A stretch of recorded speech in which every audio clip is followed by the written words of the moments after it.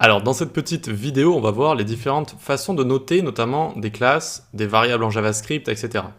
Vous allez voir que c'est important, et c'est important de toute façon dans le code de manière générale.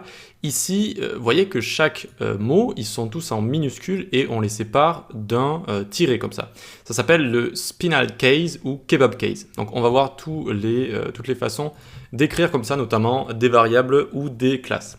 Alors pour commencer, on va avoir par exemple ici, donc c'est juste une petite vidéo pour découvrir toutes ces façons de faire.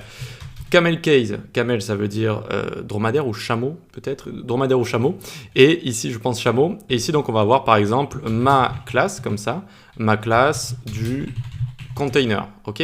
Donc on peut avoir ce genre de choses, vous aurez deviné comment ça fonctionne, la première lettre est en minuscule, et chaque nouveau mot, sa lettre est en majuscule comme ça, et ça fait les boss d'un dromadaire ou d'un chameau, d'accord?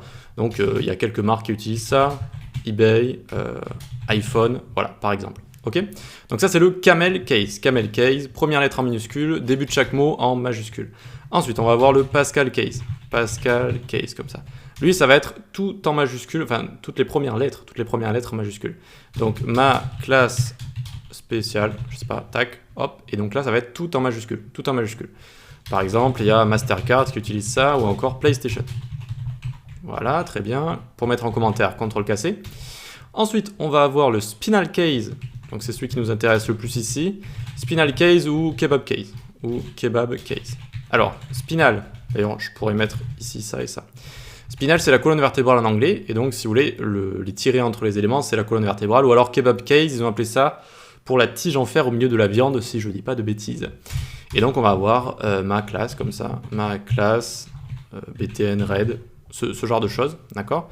Et donc ça va être le spinal case ou le kebab case si vous le voyez écrit comme ça. Donc c'est ce qu'on utilise de manière générale le plus souvent, je dirais, c'est ce qui est le plus utilisé dans nos classes ici, d'accord? Nos classes CSS, parce que ça permet de faire ce qu'on fait un tout petit peu ici. Par exemple, là, j'aurais pu juste écrire carte, et ici, j'aurais pu écrire carte image, là, j'aurais pu écrire carte titre, et pour mes liens ici, j'aurais pu écrire carte BTN, et j'en aurais mis un en rouge par exemple, et j'aurais écrit carte BTN blue, ici j'en aurais mis un autre en bleu, d'accord? Donc on voit que ça peut être intéressant vu qu'on peut bien segmenter en fait, beaucoup mieux qu'avec tout ce qui est Pascal case, etc.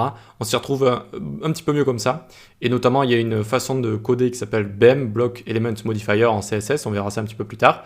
Et donc ça utilise cette façon de nommer tout ça, cette convention de nommage, je cherchais le mot, qu'on peut mettre précédent à tout ça, de toute façon, c'est pas très grave, tac, tac. Hop, donc ça c'est le spinal case ou kebab case, on va avoir le snake case, alors, snake case, tac, comment il est celui-là? Eh bien ça va être par exemple ma variable, comme ça, hop, ma variable, avec un underscore ici, d'accord? Et ma variable du container, voilà, je ne sais pas, tac, eh bien on garde tout le temps comme ça un underscore. Ça va être le snake case, d'accord? Donc la convention de nommage en serpent si on veut. Et ensuite on a le screaming snake case. Ça c'est plutôt utilisé en PHP, je vous le montre quand même. Screaming snake case, tac, ça va être du coup tout ce qui est la même chose que snake case mais en majuscule. Ma variable principal, tac, principal comme ça, ok? Et voilà, donc c'est screaming parce qu'on l'écrit en majuscule, ça agresse un petit peu les yeux, mais ça sert notamment, si je dis pas de bêtises, à stocker des constantes en PHP.